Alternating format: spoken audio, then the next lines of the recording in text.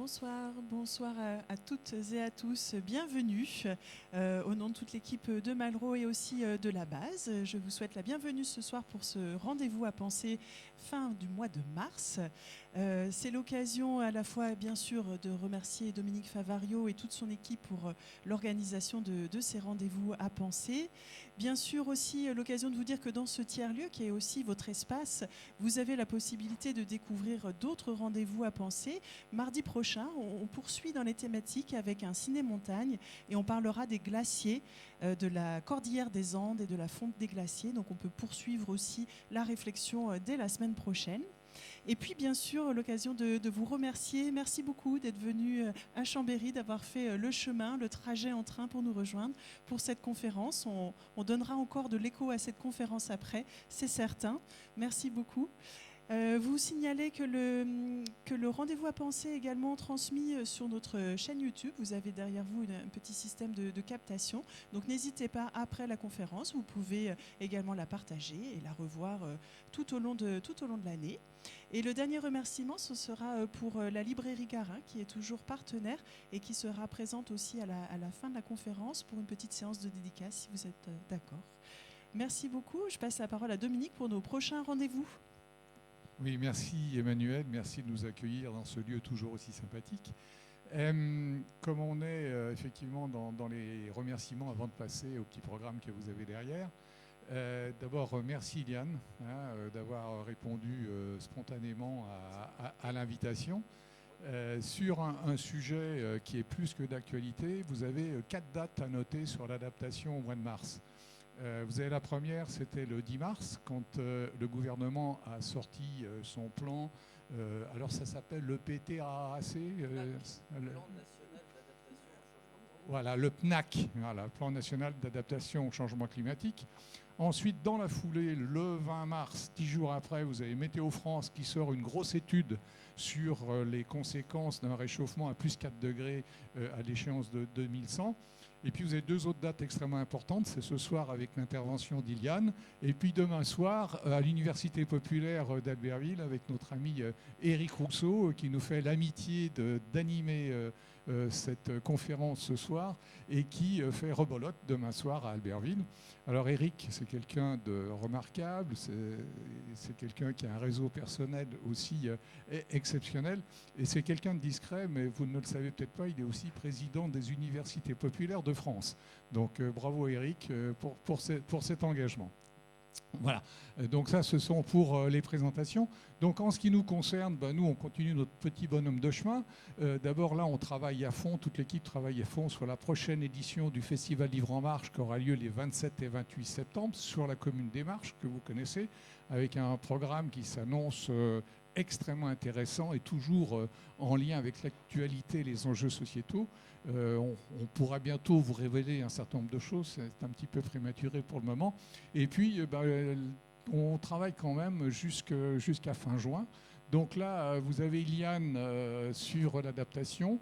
Nous aurons le 10 avril une conférence extrêmement intéressante de Vincent Martigny, qui est un professeur à l'université de Nice et qui vient de sortir un ouvrage qui s'appelle « Les temps nouveaux, en finir avec la nostalgie des 30 glorieuses ».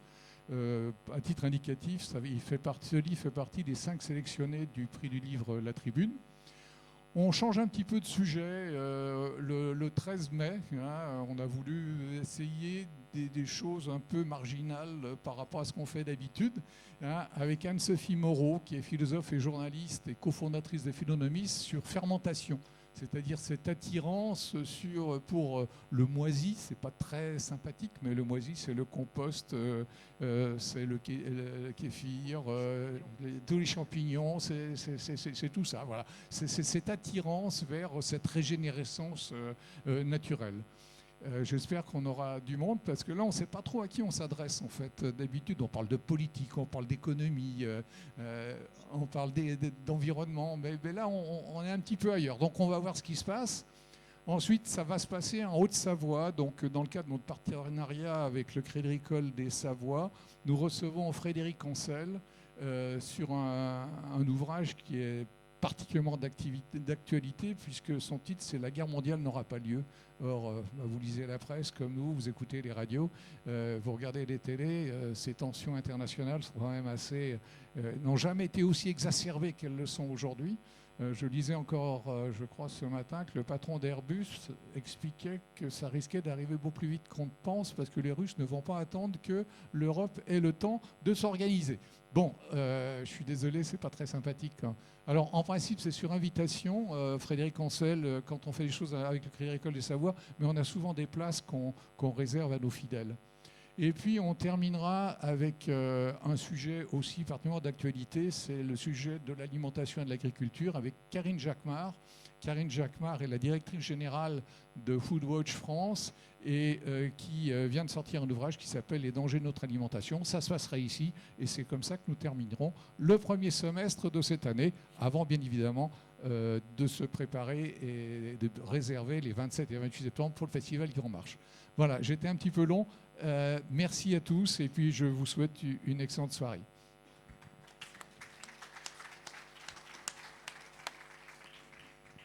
Bien, puisqu'on est dans les merci, je continue. Merci à Livre en Marche, merci à Dominique Favario et son équipe, merci à la base Espace Malraux, merci à Eliane Moundib, dont vous allez voir qu'il est absolument passionnant. Et puis merci à vous, public, sans quoi rien ne serait possible ce soir. Et d'ailleurs, on va faire connaissance avec vous très prochainement. Dominique le disait, je suis président de l'Université populaire à Albertville, qui s'appelle Unifpop. Et vous pouvez venir nous voir, même de Chambéry, ça marche aussi. Par ailleurs, c'est peut-être la seule chose que je dirais sur moi, j'ai été coopérant international pendant une bonne partie de ma carrière et dans un certain nombre de pays dans lesquels justement le changement climatique a son importance, notamment en Inde et en Bolivie. Je ne vous fais pas de dessin, mais on pourra éventuellement en parler un petit peu plus tard. Et en tout cas, la situation sur les plateaux des Andes et sur la Cordillère Royale, ça m'intéresse. Alors, petite introduction, lorsque Dominique m'a proposé d'animer cette conférence, j'ai eu deux réactions. Première réaction, s'adapter au changement climatique. Alors, je me suis dit, c'est pas possible, quelle défaite. Je croyais qu'il fallait combattre le changement climatique. Je me suis dit, bon, ça y est, on est déjà dans la collaboration, nous qui croyions être résistants. Et c'était la première réaction. Puis deuxième réaction, dans le contexte national, international qui est le nôtre, je me suis dit, c'est pas vrai, on va encore plomber l'atmosphère, on va encore se trouver dans une ambiance qui va nous rendre moroses, et franchement, c'est pas ça. Alors, ensuite, j'ai vu le livre. Et en voyant le livre, je vous rappelle simplement que c'est un petit livre adorable et extrêmement intéressant de 120 pages, qu'il est publié aux éditions Tana, et j'ai découvert la collection qui s'appelle Fake or Not.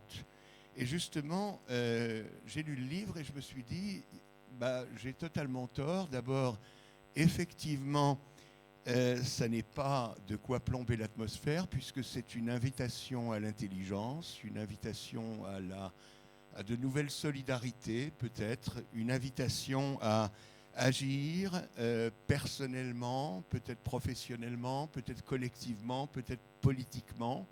Et donc, c'est la première raison qui m'a fait effectivement aimer ce livre. Et puis le deuxième, Fake or Not, c'est un appel à l'esprit critique. Et dans les temps qui sont les nôtres, où on a parfois tendance à confondre la connaissance, l'opinion, la croyance, etc., le rappel que ces choses-là sont des choses fort différentes est quelque chose qui peut stimuler notre esprit critique. Donc on est totalement dans ce qui nous intéresse. Bref, de quoi garder la pêche, et donc je vous suggère de garder la pêche. Alors, vous savez, quand un intervenant fait une conférence, lui, vous avez lu à peu près qui c'était, mais je vais vous le représenter juste après, mais lui, il ne vous connaît pas. Et donc, j'ai prévu de faire un petit sondage pour essayer de vous faire connaître et de savoir à qui il s'adresse. Et pour faire le petit sondage, je me suis appuyé tout simplement sur son livre, page 4. Donc vous pourrez relire la page 4 si ça vous intéresse. Alors, qui d'entre vous vient d'un milieu, on dirait plutôt urbain? Levez la main. Qui d'entre vous vit dans un milieu rural? Ah! Qui d'entre vous vit au-dessus de 600 mètres? Ouais, très bien. Ensuite, alors, il y a mes questions et puis il y a les siennes. Qui se sent personnellement impliqué par le changement climatique? Qui se sent professionnellement, peut-être maintenant ou peut-être plus tard, impliqué par le changement climatique? Peut-être avant. Qui est plutôt d'accord avec les assertions suivantes? Alors les assertions, elles viennent du livre, je n'ai rien inventé. À notre échelle, on ne peut rien faire. Ah, tu vois, ils sont tous mobilisés, ou alors ils sont vachement hypocrites. Et voilà, c'est possible qu'ils soient très très hypocrites. Deuxième assertion, les petits gestes sont importants. Oh, on a une pelletée de citoyens absolument extraordinaires en face de nous, et donc on va vraiment s'amuser. Assertion numéro 3, c'est aux politiques de prendre des mesures. Ah ah! Ah ah! Ouais, mais vous avez le droit que de lever la main, hein, c'est après le débat, hein, donc ouais. Numéro 4, t'inquiète, l'humanité a du génie, elle s'en sortira. Ah ah! On a aussi une pelletée de technosolutionnistes, tu vois. Numéro 5, on ne peut pas tout changer du jour au lendemain, donc restons cool. Bon, il y a une grosse minorité qui est un peu cool, les autres doivent être atteints d'éco-anxiété, on va voir. Hein. On va voir. Assertion numéro 7, c'est la mienne. Les médias en font trop sur le sujet.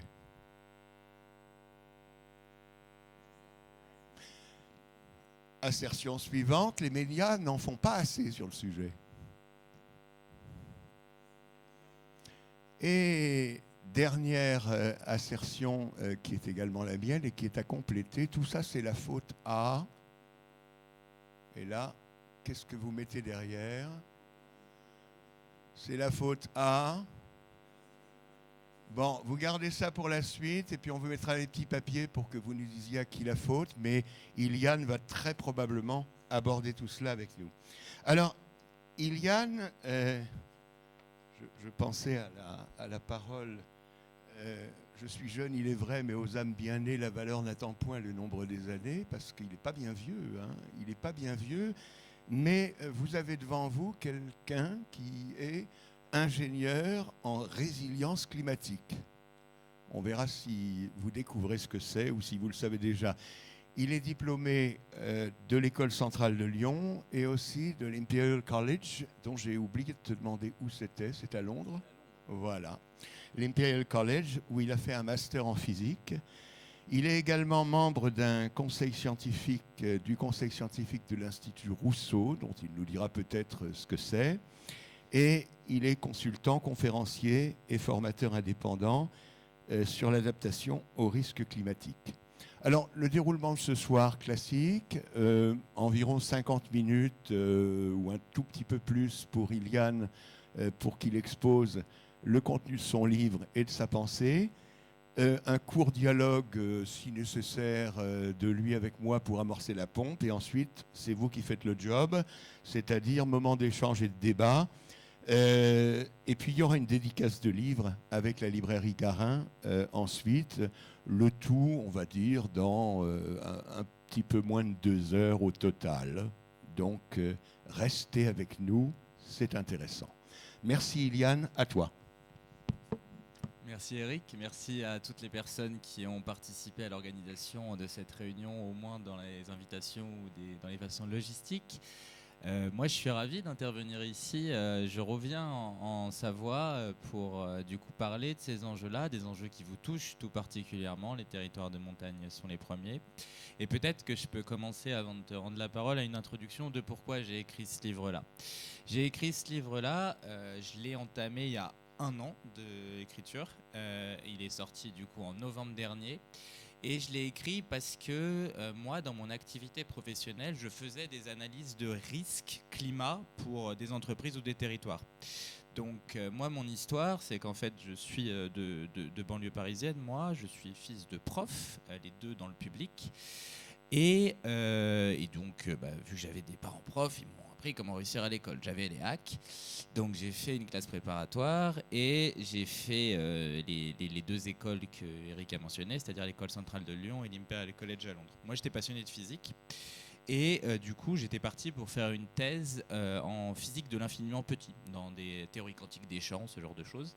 Et j'ai décidé de ne pas faire ça parce que, en fait, au moment de faire ce choix-là, j'ai pris un peu dans la tête une explication qui me semblait rationnelle, structurée, de toutes les causes et des effets du changement climatique. Je ne vais pas me cacher que beaucoup de la prise de conscience que j'ai eue, elle a été par Jean-Marc Jancovici. Et du coup, à ce moment-là, j'ai décidé de surtout pas en fait poursuivre une thèse et m'enfermer dans un milieu qui soit extrêmement, on va dire, tout droit, très très orienté sur un sujet, hyper efficace dans les sujets traités. Et j'ai souhaité du coup revenir en France et prendre quelques engagements et essayer de travailler du coup professionnellement dans ces questions liées au changement climatique. Et donc, je suis tombé dans une entreprise qui faisait du conseil dans ces questions de changement climatique. Et ce qu'ils faisaient tous, c'était de la comptabilité carbone. C'est-à-dire, on comptait les émissions carbone des territoires, des entreprises, et puis on faisait des plans de réduction pour tenir l'objectif de neutralité carbone. Et dans cette équipe-là, il n'y avait qu'une personne qui faisait de la climatologie pour de vrai. Elle s'appelle Véronique Mariotti. Et en fait, de fil en aiguille, moi, vu que j'avais mon petit master de physique, j'ai commencé à l'aider. On a commencé à faire à développer peu à peu cette expertise de risque climat. Et en fait, c'est quoi faire des risques climat? C'est essayer de regarder, c'est cette petite équation-là. Je vais essayer de montrer pas mal de slides, si je m'en sors avec ces affaires. En fait, c'est tenter de décrire les effets concrets. Ouais, ça marche bien. Décrire les effets concrets du changement climatique sur des territoires, sur des chaînes de valeur. Et en fait, lorsqu'on décrit un risque climatique,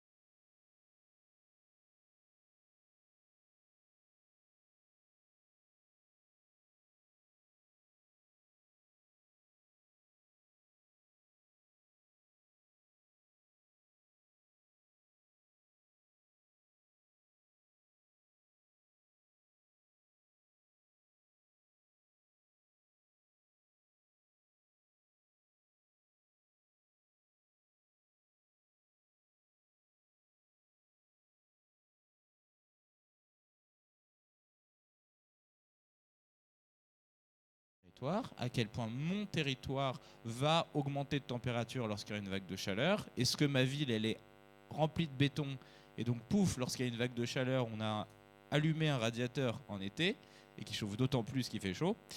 Est-ce que ma ville, quand je vais avoir un seau d'eau qui va lui tomber sur la tête, ce seau d'eau, il va réussir à être absorbé par le sol ou pas? Et puis les caractéristiques de vulnérabilité intrinsèque ou de sensibilité, c'est-à-dire quelles populations vont être le plus touchées par ces effets-là, où est-ce qu'ils vivent, quelles sont les caractéristiques sanitaires d'une population qui vont renforcer ou pas les effets d'un aléa climatique. Et il y a cette notion, la dernière qui a été ajoutée par le GIEC, avant elle n'y était pas, c'est la notion de réponse, c'est-à-dire comment mes politiques publiques pour répondre à un aléa climatique, elles vont augmenter ou diminuer le risque, selon mon système.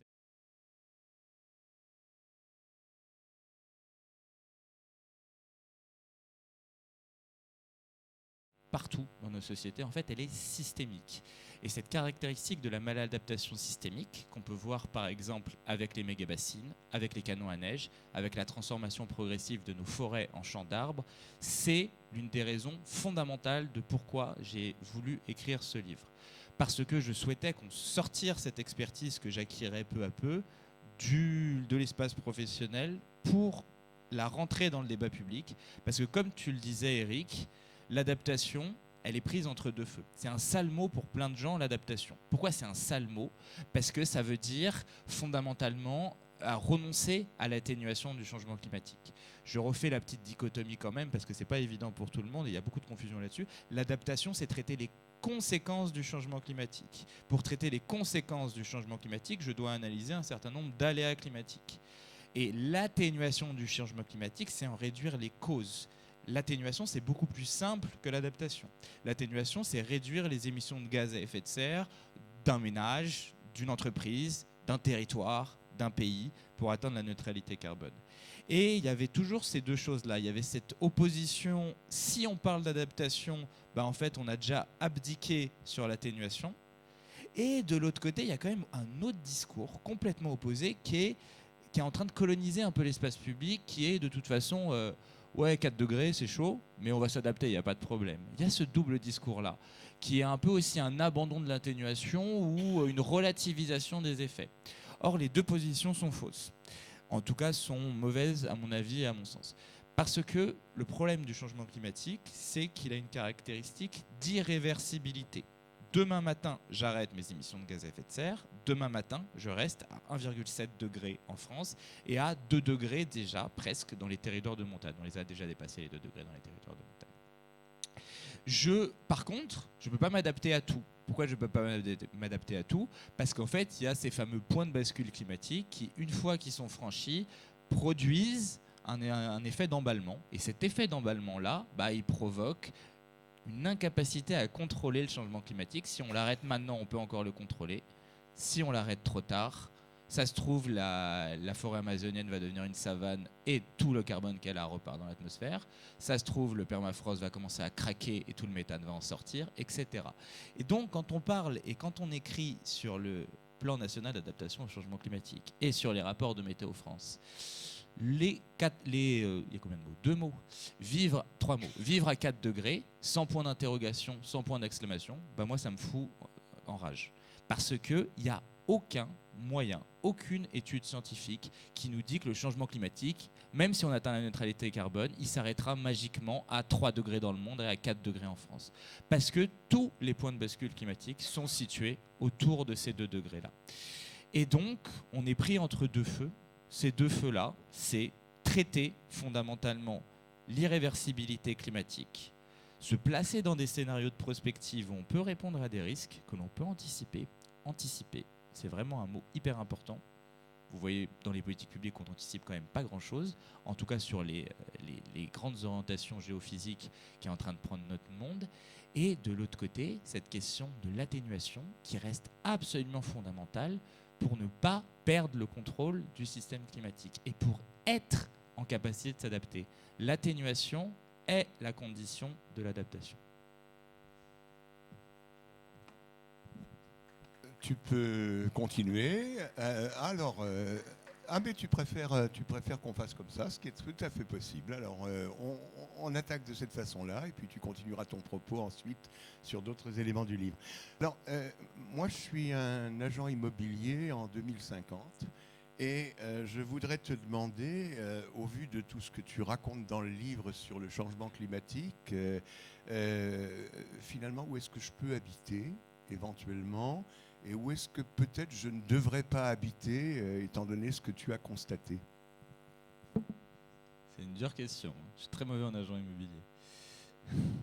Enfin, je vendrais pas bien la maison, quoi.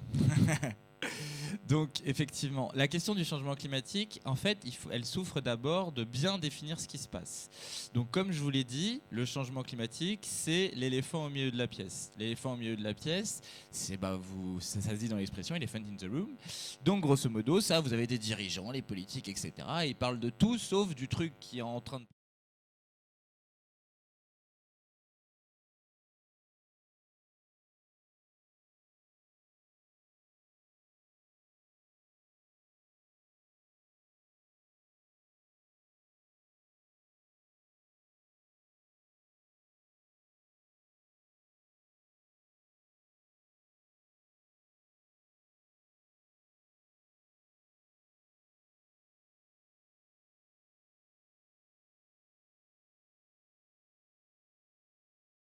c'est que le changement climatique, il faut décrire les conséquences qu'il a pour de vrai dans nos organisations et dans nos sociétés. Donc, je vais donner un petit peu ces éléments peut-être un peu techniques, mais je pense qu'ils sont importants pour bien redonner.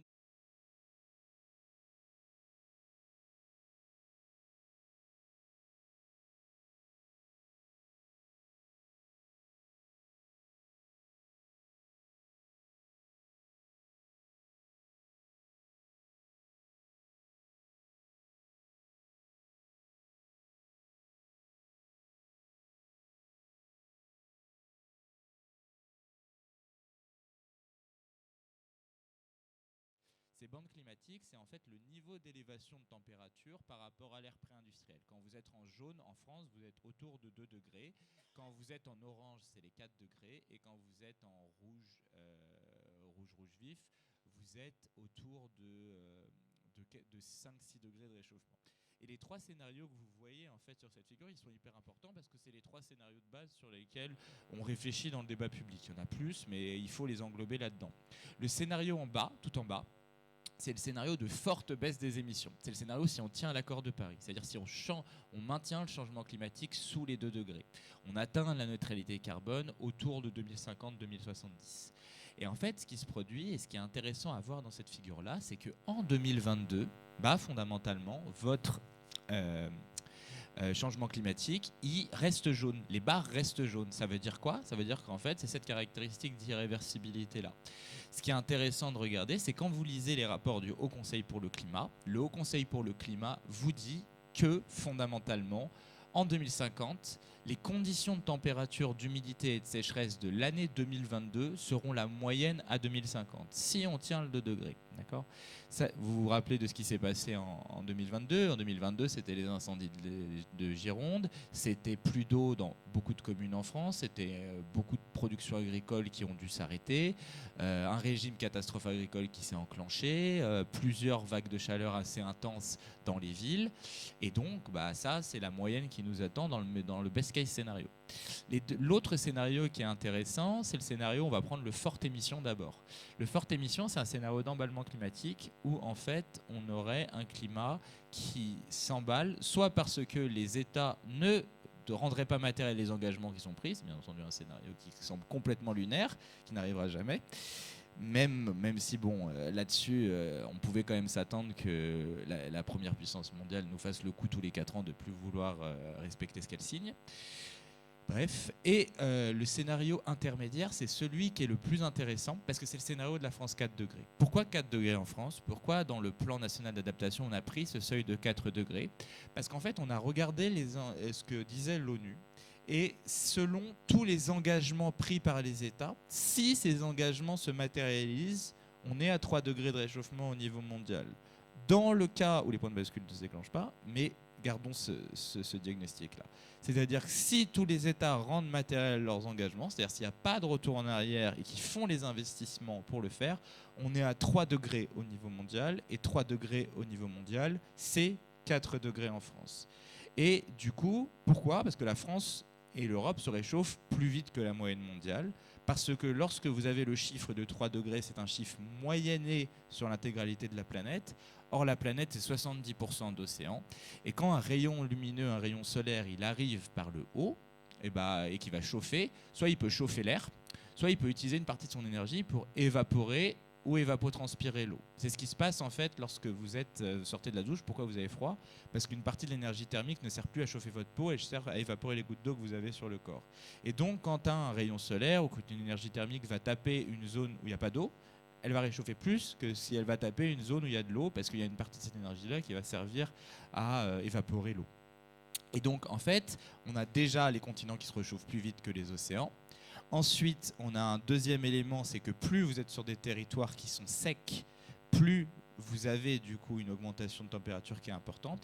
Et troisième élément qui doit encore être bien intégré dans les modélisations du GIEC, la question des aérosols. La France et notamment l'Europe sont des pays avec moins de pollution de l'air que les autres. Et en fait, les aérosols, vous le savez si vous avez déjà fait une fresque du climat, ont un pouvoir refroidissant. Les aérosols, c'est notamment ce qui vient de la combustion incomplète dans les voitures, etc. C'est des petites particules de l'ordre du micron, 10-6 mètres, donc c'est quand même des grosses particules, c'est pas des molécules, enfin c'est pas des atomes ou des petites molécules, c'est des gros agrégats de matière qui font un petit effet miroir. Et quand votre quantité d'aérosols elle diminue, vous avez un réchauffement plus important parce que vous avez moins de réflexion. Et donc ça, c'est une des explications de pourquoi en France, on a un réchauffement qui va de façon beaucoup plus importante. Et la première chose qui est montrée par ce graphique, c'est aussi qu'il y a un clivage générationnel très important qui existe sur cette question du changement climatique. Parce qu'une Française ou un Français né en 1950, il aurait connu jusqu'à 2020, lors de ses 70 ans, à peu près 1 degré de différence entre sa naissance et sa mort, alors que fondamentalement, une Française ou un Français qui est né en 2020, on aura déjà carrément peut-être 2, 3, 4, 5 degrés de différence entre la naissance et la mort. Le changement climatique, et c'est ça la deuxième chose qu'il faut comprendre, il n'est pas linéaire. Si il n'est pas linéaire, ça veut dire que fondamentalement, il y a une accélération et donc une perception différente entre les générations et entre les différents éléments, les différentes infrastructures. Alors on reste sur les constats et je reste agent immobilier en 2050. Madame habite au bord de la mer, on est en 2050, monsieur habite dans la montagne. Lui, il habite à côté d'un glacier dans les Andes, elle dans une forêt. Quel est l'impact de ce que tu as étudié sur les uns et sur les autres, puisque tu parles de changement climatique, c'est pas seulement du réchauffement, c'est du dérèglement, comme tu l'as dit, c'est non linéaire et c'est très varié. Alors, à qui tu conseilles de déménager absolument parmi eux ? On va faire le tour du propriétaire. Donc le changement climatique, c'est une chose d'abord, c'est ce qu'on appelle des rhinocéros gris. En gros, l'éléphant du milieu de la pièce, vous voyez ce que c'est. Le rhinocéros gris, c'est entre l'éléphant au milieu de la pièce et le cygne noir. On reviendra sur le cygne noir. Le cygne noir, pour aller très vite, c'est le Covid, c'est-à-dire c'est un événement qui est imprédictible. On ne peut pas savoir l'année où ça se déclenche, mais il y a plein de signaux faibles qui suggèrent que cet événement va se produire. Et en fait, a posteriori, une fois que l'événement s'est produit, on peut reconstruire tous les signaux faibles. Et tous ces signaux faibles, fondamentalement, on va être capable d'expliquer la causalité de l'événement qui s'est produit. Un rhinocéros gris, c'est le concept de la politologue américaine Michael Zucker. En fait, c'est simplement un événement à évolution lente, mais vu qu'il a évolution lente, on ne le prend pas en compte réellement. Et donc, le changement climatique, en tout cas, ça se manifeste par des rhinocéros gris, et ces rhinocéros gris, c'est les 3 nouvelles saisons qu'on va connaître en France. On a 4 saisons aujourd'hui, on va en avoir 3 nouvelles. La première saison, il faudra peut-être donner des meilleurs noms à ça, mais je pense que ça c'est parlant. La première saison qu'on va avoir, et puis vous y attendez, c'est la saison du trop chaud. La saison du trop chaud, vous voyez ici une carte qui est issue des derniers travaux de Météo France, qui a été fait rendu beaucoup plus jolie par cette infographie du journal Le Monde. Et vous voyez, à 2100, mais il y a toute la trajectoire qu'on appelle track, sur laquelle on peut regarder ces résultats. À 2100, vous voyez que par rapport à 1976-2005, vous avez plus 4 degrés en moyenne en France, mais vous avez beaucoup, beaucoup plus, pour vous, en tout cas, pour le sud-ouest. C'est-à-dire qu'en fait, tout ce qui est proche de l'Italie, la Savoie, etc., c'est plus 7. Sud-est, j'ai dit quoi ? Ah oui, pardon, sud-est. Et donc tout ce qui est partie sud-est, effectivement, ça se réchauffe plus vite parce que les territoires de montagne, eux aussi, se réchauffent plus vite que la moyenne. La France du trop chaud, c'est une France où, en fait, il y a des conséquences très importantes, notamment, en premier lieu, pour les villes. Les villes, elles vont connaître ce qu'on appelle un effet îlot de chaleur urbain. L'effet îlot de chaleur urbain, c'est le radiateur que je vous ai présenté. C'est la caractéristique de vulnérabilité dont je vous ai parlé. Une ville, aujourd'hui, parce que ça a des matériaux en surface qui sont extrêmement bons pour garder la chaleur et la recracher en surface, et fondamentalement, ces villes, ce sont des radiateurs qui chauffent en été et qui chauffent d'autant plus fort qu'il fait chaud dehors. Et on peut avoir du coup des différences de température de plus 2 à plus 6 degrés. Et en fait, en réalité, ces villes, elles vont devenir 5, 6, 7, 8, 10, 15, 20, 30, peut-être 2 mois, invivables en été. Plus on va avancer, plus on va avoir des villes où ça va être insupportable de sortir et où ça va être extrêmement difficile de résister à ce trop chaud. Là-dessus, il y a, alors là j'ai pris l'Île-de-France, je suis désolé, il y a une question absolument sociale, fondamentale liée à ces vagues de chaleur-là. Ici, je vais vous montrer 2 cartes. Ouais, je l'ai. La première carte, c'est une carte de l'Île-de-France. Et ce que vous voyez, en fait, quand vous êtes en bleu, vous êtes sur les communes qui sont pauvres. Quand vous êtes en rouge, vous êtes sur les communes qui sont riches. Et quand vous êtes en vert, vous êtes sur les communes qui sont intermédiaires. Donc là, vous voyez notamment toute la Seine-Saint-Denis, etc. Et ce qui est intéressant, c'est de regarder, cette carte, voilà, ça donne les disparités géographiques de richesse, mais ce qui est rigolo, c'est de regarder cette carte-là. Vous avez l'impression que je n'ai pas changé de carte, j'ai changé la couleur. Non, c'est pas la même chose. Ici, ce sont tout ce qu'on appelle les cartes de nuisance environnementale. Qu'est-ce que c'est une nuisance environnementale ? C'est un score agrégé. Pour toutes les figures, vous pouvez me demander après la conférence ou dans les prochains jours de vous envoyer la présentation sur LinkedIn, il n'y a aucun problème. Vous pouvez me prendre contact comme ça. Ça vous évitera de prendre des photos à chaque fois si vous souhaitez la voir directement. Et du coup, en fait, dans ces zones-là, vous voyez fondamentalement que l'ensemble des nuisances environnementales, elles sont concentrées chez les plus précaires et chez les plus pauvres. Et ça, c'est une question aussi de risque climatique. Parce que une nuisance environnementale, c'est du bruit, certes, mais c'est surtout en fait un accès à la nature. Vous avez un rapport de 1 à 10 d'accès à des espaces naturels entre la ville de Paris et la ville d'Aubervilliers. Et Aubervilliers, c'est au bout de la ligne 12, c'est juste à côté. Et en fait, ce que vous avez aussi, vous avez des espaces qui sont extrêmement urbanisés dans ces cités, dans ces quartiers-là. Et ces espaces extrêmement urbanisés, ils chauffent d'autant plus vite. Le record de température absolue qu'on a connu en France, c'est un record à Bron. Bron, c'est la banlieue lyonnaise, extrêmement pauvre. Et Bron, c'est, pour ceux qui connaissent le foot, c'est là d'où vient Karim Benzema. Voilà. Et donc, et ça c'était aussi quelque chose, moi je connais pas mal une ville qui s'appelle Viry-Châtillon, et ça c'était une inondation à Viry-Châtillon il y a 6 mois à peu près, 1 an. Et vous voyez qu'on peut faire du jet ski, quoi. Pourquoi ? Parce que tout est imperméabilisé, parce qu'il n'y a pas d'accès à la nature, parce qu'en fait on est sur des lignes de béton et qu'en plus en fait il y a une augmentation de la pollution de l'air de façon très importante dans ces zones-là, et la pollution de l'air a un effet qui communique avec le trop chaud. Quand il fait trop chaud, en fait vous avez des formations d'ozone, et ces formations d'ozone elles augmentent les pics de pollution, et quand vous avez des épisodes de pollution de l'air importants, vous avez une partie des particules qui sont émises qui renforce l'effet îlot de chaleur urbain. Et donc, vous avez une notion qui se lie bien avec la précarité énergétique. La deuxième saison, je vais juste faire mes 3 saisons et après, je te laisse. La deuxième saison, c'est la saison du trop sec. D'accord ? Donc, la saison du trop chaud, elle va s'intercaler sur l'été. L'été va se prolonger, etc. Vous avez aussi, du coup, des précipitations qui vont diminuer.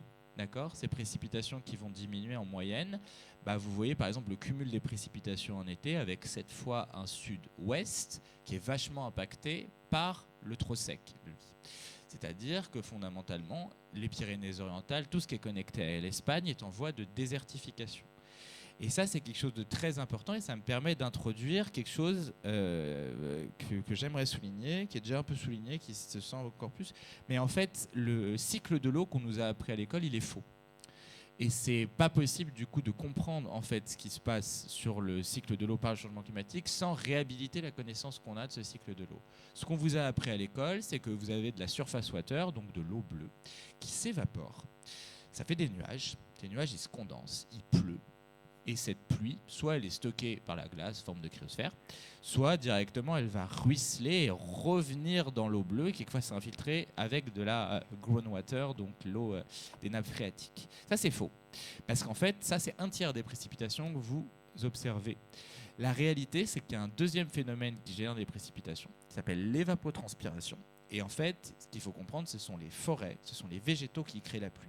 Les 2/3 des précipitations que vous avez sur un continent sont liées à l'évapotranspiration, sont liées aux végétaux. Si à un moment, vous n'avez plus de végétaux, plus d'arbres, plus rien, un territoire désertique, ce qui se produit, c'est que vos précipitations, elles s'arrêtent à 500 à 1000 km des côtes. À l'intérieur, vous n'avez pas de précipitations. Et donc, l'aménagement du territoire, en dehors de la question du changement climatique, va avoir une conséquence extrêmement importante sur le cycle de l'eau et sur, du coup, la désertification ou le trop d'eau. Ça, c'est quelque chose de vraiment très important à comprendre. Et donc, dans cette France du trop d'eau, on a du coup une propagation de 3 types de sécheresses. Et ces sécheresses-là, d'abord une sécheresse qu'on va appeler météorologique, c'est-à-dire il pleut moins. Les nombres de jours secs consécutifs augmentent. Ensuite, on a une sécheresse des sols. Les sécheresses des sols, il y a moins de précipitations, donc il y a moins d'eau qui s'infiltre, mais aussi il y a des traitements de nos sols, notamment des industries qui sont des formes d'agriculture qui mangent énormément d'eau, comme l'industrie du maïs, qui vont fondamentalement tirer une partie trop importante de l'eau et donc en fait assécher les sols. Et un sol sec, plus il est sec, moins il absorbe de précipitations. Et donc on est sur un cercle vicieux. Et cette sécheresse des sols, elle découle finalement en sécheresse hydrologique, c'est-à-dire que moins d'eau vient remplir les nappes phréatiques. Les nappes phréatiques, elles communiquent en permanence avec les cours d'eau. Le débit des cours d'eau diminue. Et vous voyez sur la carte que vous avez à votre gauche, en tout cas la carte des débits, que tous les débits en France, à 2050, vont diminuer de façon très importante. Et donc ça, c'est quelque chose qui est très important parce que c'est des diminutions de production électrique, parce que c'est des écosystèmes qui n'ont plus accès à leur biotope originel et parce que c'est fondamentalement aussi une diminution de l'accès à l'eau potable pour tout le monde, parce que l'eau est une ressource locale. D'accord ? L'eau que vous avez à votre robinet, c'est une eau qui est prélevée pas loin de chez vous, qui est traitée, qui arrive avec votre robinet. Quand elle est rejetée, elle est retraitée, puis remise dans un milieu, d'accord ? Dans un milieu proche de chez vous. Et les nappes aussi, elles ont donc cette conséquence-là aussi. Et le dernier rhinocéros gris qu'on peut regarder, c'est la France du trop d'eau. Parce que la malchance qu'on a là-dedans, c'est qu'en fait, cet excès d'eau, il ne va pas retomber d'un coup. C'est justement ça. Il ne va pas retomber progressivement. Il va retomber d'un coup. Tout ce qu'on accumule, ça va retomber sur la saison automne-hiver. Et ces précipitations extrêmement importantes, elles vont retomber plutôt sur le nord de la France et l'est de la France. D'accord ? Donc pour schématiser très vite, sur l'Europe, vous avez tout le pourtour méditerranéen qui s'assèche. Tout l'excès d'eau du pourtour méditerranéen et de la Méditerranée retombe sur le nord et l'Europe centrale. Donc en fait, il y a un décalage avec du trop chaud pour tout le monde, du trop sec pour tout le monde, du trop d'eau pour tout le monde, mais plus de trop sec au sud et plus de trop d'eau au nord-est, en France en particulier. Dernier petit élément extrêmement important, sur ce graphique, vous avez des barres hachurées.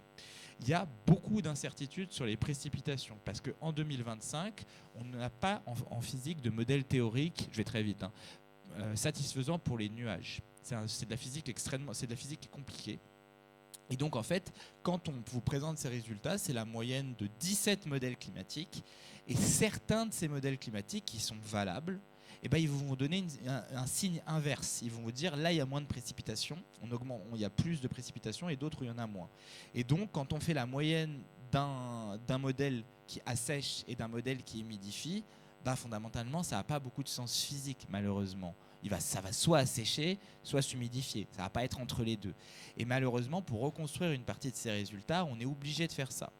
Et c'est ça qui est quelque chose d'important. C'est que plus on va aller loin dans le changement climatique, plus on va avoir des conditions qui sont ingérables de ce type, mais plus aussi on va perdre de capacité à planifier, de perdre de capacité à anticiper, parce que plus on va loin, moins nos modèles vont être capables de nous dire ce qui va se passer pour de vrai. Alors, merci pour ces différentes saisons. Du coup, tu m'as complètement pris à rebours, puisque j'allais déménager dans le Cotentin ou à Biarritz. Et en fait, la 2e et la 3e saison laissent penser qu'il n'y a pas que le réchauffement climatique, il y a le dérèglement climatique. Et d'ailleurs, à un moment donné, dans le livre, tu décris un certain nombre de communs qui sont à protéger. Je les liste, il y en a 7, si je me souviens bien.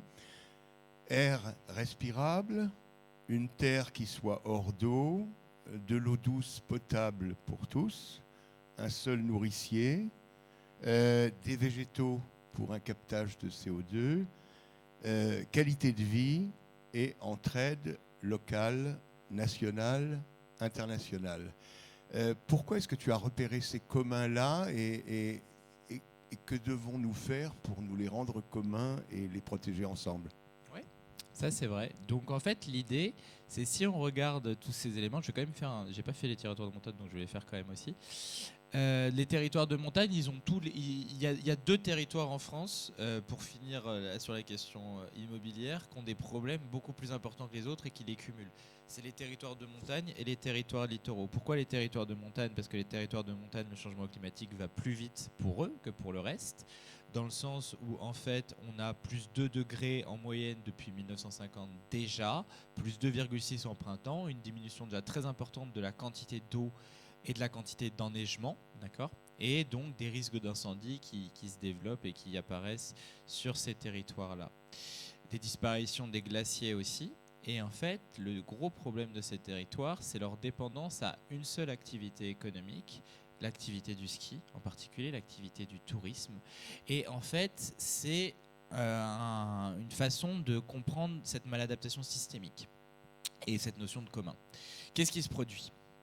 Vous avez une pénurie qui vient de l'écosystème. Donc il y a moins de neige pour tout le monde. D'accord ? S'il y a moins de neige pour tout le monde, il y a un territoire qui dépend à 80% du ski. Qu'est-ce qui va se passer ? Les gens qui dirigent l'industrie du ski, ils vont aller taper à la porte de la pouvoir publique, ils disent c'est une catastrophe, notre territoire c'est 80%, on n'arrive plus il n'y a plus d'eau, etc. Il faut absolument que vous financiez notre adaptation. Il faut qu'on s'adapte en fait. On est obligé.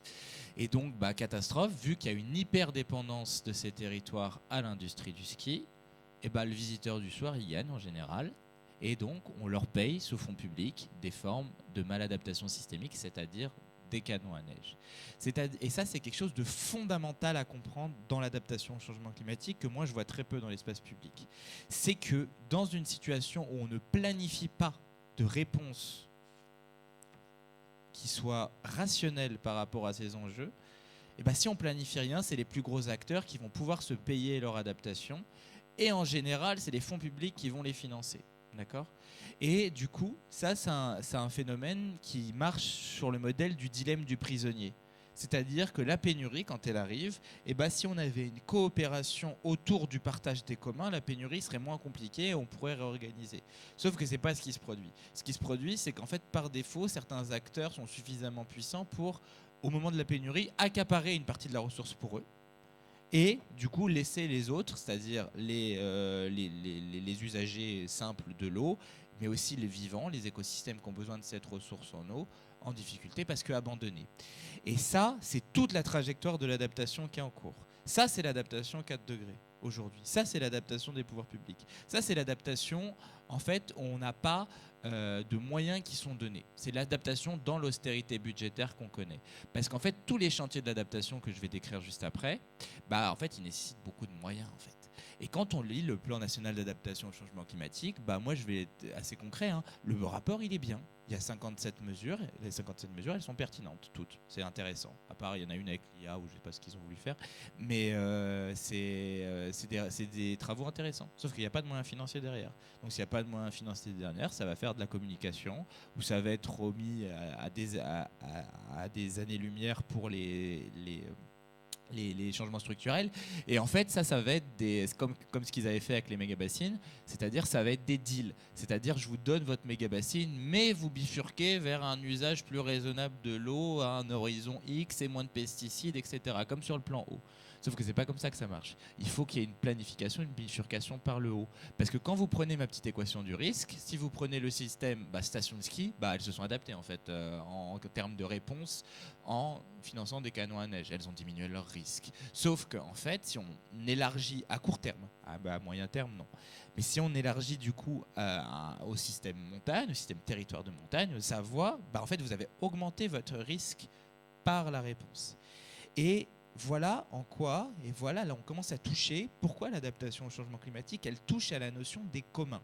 Moi je parle de communs et pas de biens communs, parce que les biens communs, c'est un bien qu'on accapare. Bien commun, c'est un bon usage entre les humains. Commun, ça englobe le vivant aussi dans ces éléments-là. Et donc, en fait, cette notion de commun, C'est comme ça qu'il faut comprendre l'adaptation au changement climatique. Il faut qu'on arrive à sortir de cette maladaptation systémique. Et cette maladaptation systémique, on peut en sortir avec l'abeille. Donc ça, c'est le troisième animal de la conférence. L'abeille, c'est une forme d'organisation d'une société autour de besoins fonctionnels. Une abeille aussi, c'est un animal qui est non violent, sauf en cas d'extrême urgence. Chaque hiérarchie sociale dans une ruche a pour but de remplir un besoin pour l'ensemble de la communauté. C'est une organisation aussi qui n'est pas hiérarchique, parce que le rôle de la reine dans une ruche, il est sacrificiel. D'accord ? Une abeille, la reine des abeilles, elle n'a pas un destin très enviable, elle se sacrifie pour le groupe. D'accord ?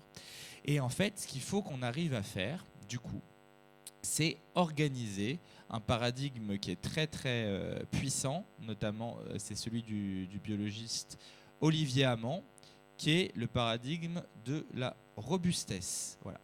La robustesse, c'est quoi ? En 1 minute 30, donc Olivier Hamann, il est biologiste à l'ENS de Lyon, et en fait, la robustesse, c'est quelque chose qui s'oppose fondamentalement à l'efficacité. Aujourd'hui, pourquoi on est dans ce système-là ? Parce qu'en fait, on a tout pour l'efficacité. Pour l'efficacité de quoi ? Pour aller très vite, c'est augmenter le profit pour augmenter la croissance. Pour aller très vite. Donc en fait, on suroptimise tous nos systèmes pour accélérer la marche de la marchandise et puis cracher le plus de sous possible. Et ensuite, ces sous, ils vont être réinvestis pour refaire des nouvelles infrastructures, pour remettre en circulation, etc. etc. C'est simple sur ces éléments-là. Et donc, on est dans l'hyper-efficacité. Si on est dans l'hyper-efficacité, elle peut avoir son sens, malgré tous les autres problèmes éthiques que ça pose, dans un environnement qui est stable. D'accord ? Vous pouvez, par exemple, si votre climat ne bouge pas et que vous avez exterminé tous les ravageurs potentiels, mis des pesticides partout, par exemple, vous pouvez faire pousser avec un maximum de rendement jusqu'à ce que votre terre soit épuisée, telle ou telle denrée alimentaire. D'accord ? Sauf que dans un environnement où le climat il change, et il va continuer à changer pour toujours jusqu'à la fin de notre vie, l'efficacité, c'est une catastrophe. Parce que l'efficacité, elle permet uniquement d'être très très bonne dans des conditions hyper stables et hyper contrôlées. Sauf qu'on n'aura plus de conditions stables et on est aussi en décroissance énergétique, donc on aura de moins en moins de contrôler de ce qu'on fait. Et en fait, le vivant, et c'est ça l'apport fondamental d'Olivier Hamann, c'est qu'il montre qu'en fait, le vivant, il ne marche pas sur l'efficacité. Le darwinisme a été dévoyé. Le darwinisme, il est toujours compris comme une forme de darwinisme social un peu étrange, c'est-à-dire que c'est les individus les plus compétitifs qui s'en sortent. Si ces individus plus compétitifs qui s'en sortent, toute politique qui est là pour limiter la part de la compétition s'oppose à la nature, donc elle est mauvaise. Voilà. Ou donc elle va créer des violences en fait par rapport à un ordre naturel des choses. Ça, c'est complètement faux. Parce qu'en fait, ce qui va se reproduire dans la nature, ce qui va se généraliser, c'est les organismes qui sont moyens. C'est-à-dire qui sont bons lorsque les conditions sont dans une forme d'abondance, mais qui sont bons aussi ou moins pires dans une situation de pénurie ou de crise. Et donc, la première chose qu'il faut faire, c'est-à-dire en prenant bien entendu toutes ces questions de la décarbonation qui peuvent rentrer et de limiter les impacts, en fait, de réencastrer nos modèles économiques dans les frontières planétaires qui peuvent rentrer dans le prisme de la robustesse, l'adaptation, c'est ça aussi.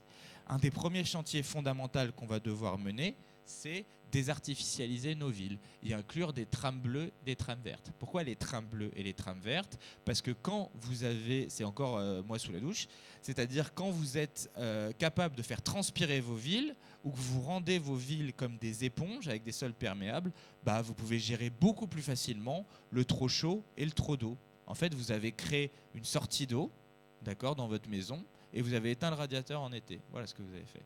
Et en fait, nos villes, elles ne sont pas du tout comme ça. Elles ne sont pas du tout prêtes à ça. Et ça, c'est un des premiers chantiers de la robustesse à mener. Un autre chantier de la robustesse, il y a la rénovation thermique aussi des bâtiments qu'il faut mener. Je ne vais pas commenter les graphiques parce que c'est un peu long. Mais en fait, l'idée, c'est qu'il faut aller beaucoup plus vite sur 1 million de logements rénovés.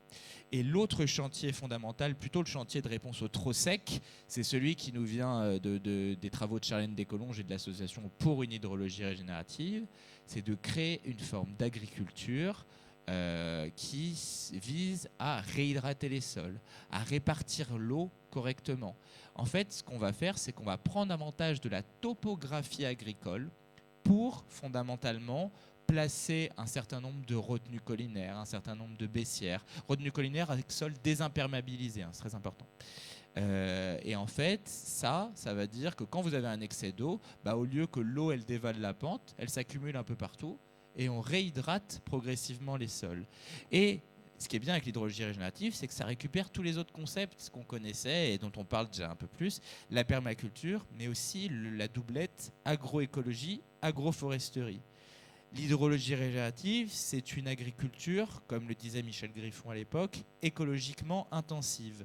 C'est-à-dire qu'en fait, on ne va pas cultiver la même chose dans un type de production et puis on va faire des rotations de culture.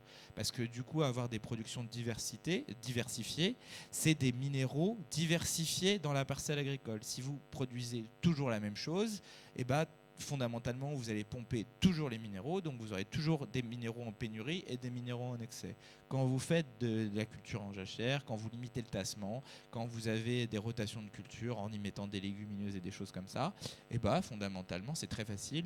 Vous avez un sol qui revit, et un sol qui revit, c'est un sol qui est capable de séquestrer plus d'eau, de faire circuler. Et le dernier élément, c'est qu'on va rajouter des arbres là-dedans. Pourquoi les arbres? Donc c'est l'agroforesterie, parce que les arbres, c'est les meilleurs climatiseurs qu'on ait. Un arbre, ça transpire 100 de litres d'eau par jour. D'accord ? Et en fait, cette centaine de litres d'eau par jour, elle permet de rafraîchir toute la culture, elle fait de l'ombrage, et surtout, l'arbre, c'est le pompier de service. C'est-à-dire qu'en fait, ce qui se produit, c'est quand il fait trop chaud, quand il y a un sol qui est trop sec, l'arbre, il a des racines. Ces racines, elles vont loin dans le sol, surtout quand elles sont verticales. Et au moment où il n'y a plus d'eau, l'arbre il peut aller chercher de l'eau plus profondément dans les sols et donc venir irriguer et empêcher l'assèchement des sols. Et ça, c'est encore un chantier de la robustesse absolument fondamental à organiser dans notre agriculture. Et il y a un excellent rapport du Shift Project sur comment on peut gérer la transformation fondamentale de nos territoires de montagne pour en transformer d'une montagne à visiter à une montagne à vivre, notamment en déployant ces chantiers d'hydrologie régénérative, notamment en dépolarisant ces économies du tourisme et en créant des formes de résilience alimentaire et de sécurité alimentaire, parce que les territoires de montagne, c'est des territoires qui ont peu de sécurité alimentaire, malheureusement, en proportion aux autres territoires de France, même si ce n'est pas fameux non plus pour les autres. Alors merci d'avoir passé du temps sur les montagnes. On en a d'ailleurs entendu parler avec Fiona Mill qui est venue il y a peu sur un sujet voisin. Alors tu l'as vu, tu as en face de toi un certain nombre de citoyens motivés et qui voudraient bien savoir ce qu'ils peuvent faire individuellement, collectivement, politiquement. Alors on ne va pas te faire tout le sondage à toi puisqu'on lira ton livre et on aura un certain nombre de réponses, mais quand même, tu peux lever la main comme les autres. À notre échelle, on ne peut rien faire. Tu dis quoi ? Si, effectivement, mais il faut mieux le cadrer, ce truc-là. Parce que on est un peu... je ne veux pas frustrer certaines personnes dans la salle, mais moi, je trouve qu'on est un peu prisonnier du colibri. Et moi, j'aime pas le colibri. Parce que dans l'histoire du colibri, donc vous le connaissez tous, c'est le concept de Pierre Rabhi. Voilà. Dans le concept du colibri, malheureusement, il y a un problème systémique, il y a un incendie en Amazonie. Chacun va aller chercher sa petite goutte d'eau et va essayer d'éteindre l'incendie. D'accord ? Donc chacun aura fait sa part contre l'incendie. Sauf que ce qu'on ne vous raconte pas, c'est qu'à la fin de l'histoire, l'incendie est continué, tous les colibris sont morts. Et ça, c'est un énorme souci. Parce que l'éco-citoyennisme, il a ce biais d'être quand même assez dépolitisant et d'empêcher une vraie organisation autour des actions collectives. Et je vais essayer de montrer ce que je veux dire par ces actions collectives avec un travail qui a été réalisé par Pablo Servigne et par Gauthier Chapelle dans un livre qui s'appelle « L'entraide, l'autre loi de la jungle » et ça permet un peu de restructurer cette action collective. Alors, dans l'entraide de l'autre loi de la jungle, ça se tape un peu avec la robustesse. Mais grosso modo, il montre, c'est aussi une contre-attaque par rapport à la mauvaise vulgarisation de Darwin. Donc, on part d'une situation, dans ce cycle-là, de pénurie ou de crise. Et dans les situations de pénurie ou de crise, en fait, les comportements, les groupes humains qui vont survivre, c'est les groupes humains qui ont institutionnalisé l'entraide. Pourquoi ? Parce que vous prenez un groupe humain avec des institutions de l'entraide, c'est-à-dire de savoir s'organiser ensemble dans certaines situations et où on partage des choses, versus un groupe humain où tout le monde, où c'est la compétition qui règne, on a organisé la compétition de tous contre tous. Lorsque la pénurie arrive, le groupe humain qui a les institutions de l'entraide reste ensemble parce qu'il a les réflexes de l'entraide. Et s'il a les réflexes de l'entraide, il prend moins fort dans la tête la pénurie. Il n'y a pas le dilemme du prisonnier géant qui va arriver dans les compétitions. Parce que si vous êtes dans la compétition tout le temps et que la pénurie vous tape dessus, vous allez avoir une tribalisation. D'accord ? Et cette tribalisation va faire que chacun va s'accaparer la ressource pour lui. C'est les méga-bassines, c'est le ski. Mais aussi, et ça c'est un comportement dans la compétition, et ça dépend des institutions qu'on se donne. Et en fait, du coup, c'est l'entraide qui crée l'abondance, qui crée l'adaptation. Ça, c'est très important à comprendre. Et voilà une façon un peu de repolitiser cet enjeu d'adaptation autour d'une forme d'intérêt général. Mais ce qui est aussi expliqué, et ça c'est très bien dans le livre de Pablo Servini-Gauthier-Chapelle, parce que c'est pas non plus angélique, c'est qu'ils expliquent qu'en situation d'abondance, par contre, dans le vivant ou dans les groupes humains, c'est les comportements de compétition qui sélectionnent le mieux. Parce que quand vous êtes dans l'abondance, vous êtes capable d'extraire un peu plus que les autres. Et si vous êtes capable d'extraire un peu plus dans les autres, tant que vous restez dans une situation d'abondance, vous prenez un avantage compétitif sur les autres.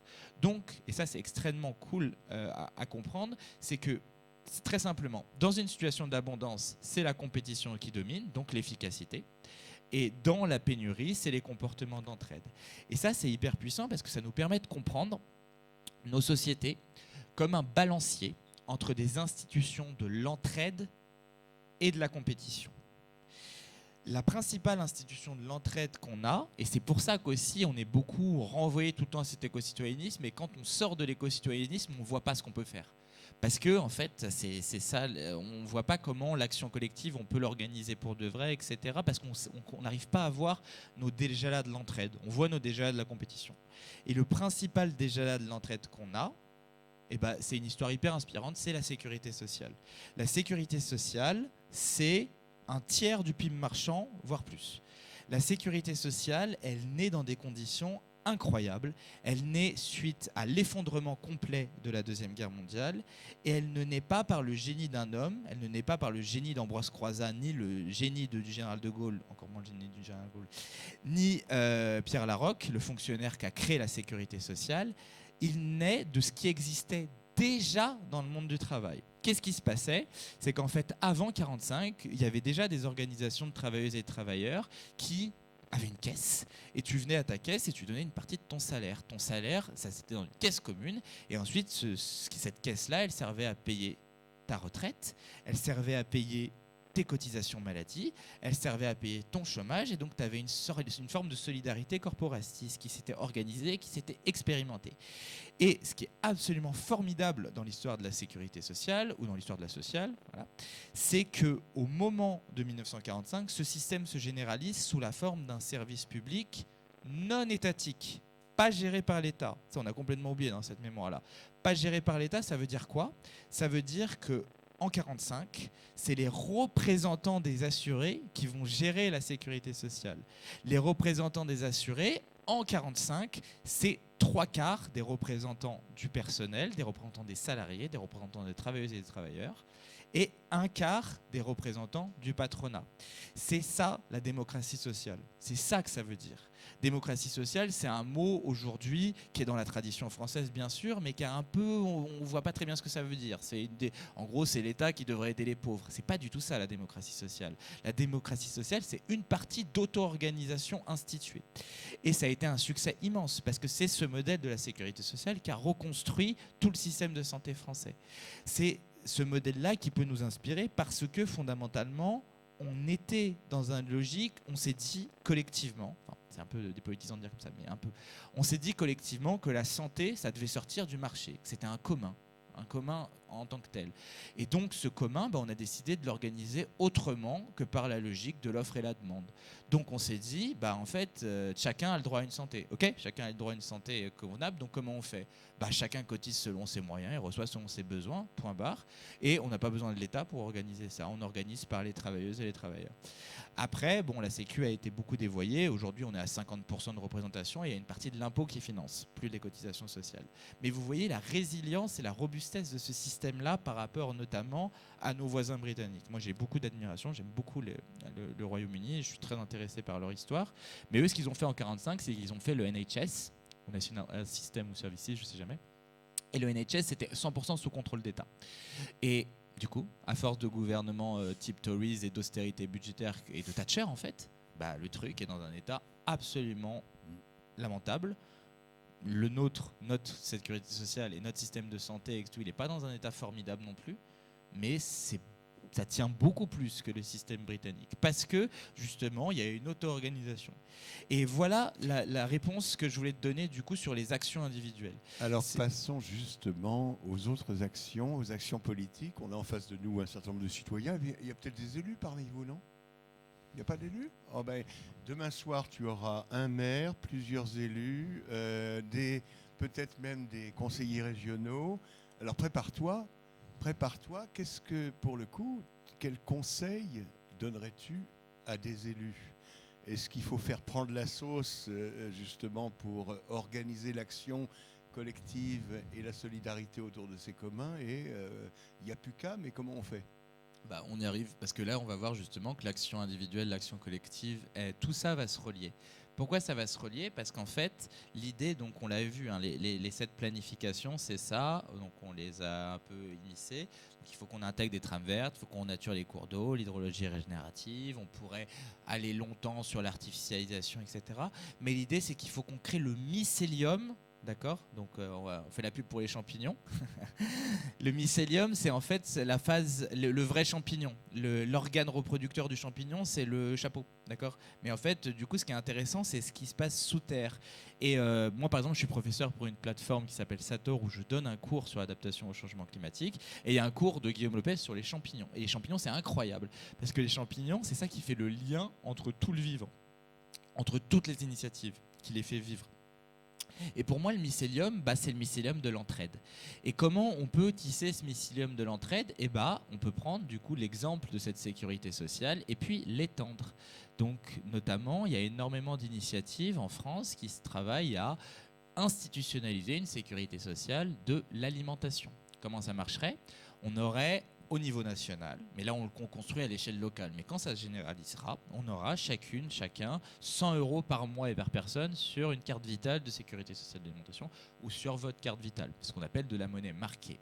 La monnaie que vous avez sur votre carte vitale, c'est aussi de la monnaie marquée. C'est de la monnaie que vous pouvez dépenser que chez des médecins qui sont conventionnés, parce qu'ils ont des diplômes et parce qu'ils savent vous soigner. D'accord ?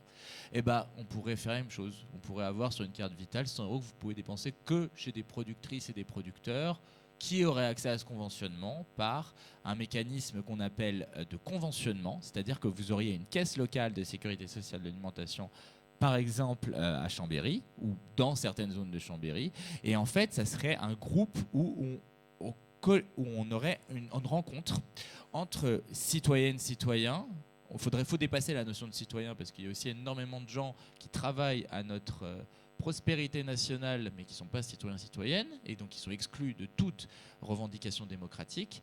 Et donc, en fait, par ce mécanisme de conventionnement, en fait, on mettrait autour de la table des mangeurs et des producteurs et des transformateurs, et on choisirait collectivement les critères de conventionnement, c'est-à-dire les critères de production selon lesquels on aurait accès à ces 100 € par mois et par personne. 100 € par mois et par personne, ça fait un tiers du chiffre d'affaires de la grande distribution, presque 2 tiers. Et en fait, cette monnaie marquée, elle a un effet protecteur pour les producteurs qui sont conventionnés.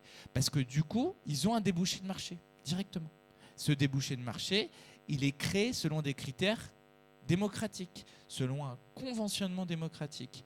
Et voilà encore quelque chose qui part de... Et du coup, l'outil du conventionnement, c'est un outil incroyable pour faire de l'adaptation démocratique, pour démocratiser les manières de s'adapter et donc pour en fait faire ce qu'on a vu juste avant, faire de l'agroécologie, faire de l'agroforesterie, faire tel type de production, etc. Et donc protéger une partie de marché, créer l'alternative, d'accord, et institutionnaliser cette alternative. D'accord, créer l'alternative et pousser le système à se transformer autour. Et une fois qu'on a amorcé cette réflexion-là, sur la réflexion des communs, de l'entraide, de la robustesse, mais on se dit pourquoi on ne ferait pas une sécurité sociale du logement? Pourquoi on n'irait pas sur d'autres sécurités sociales de l'habit? Pourquoi on n'irait pas sur une sécurité sociale de la redirection écologique? C'est-à-dire qu'est-ce qu'on fait des emplois qui sont plus adaptés au réencastrement dans les frontières planétaires?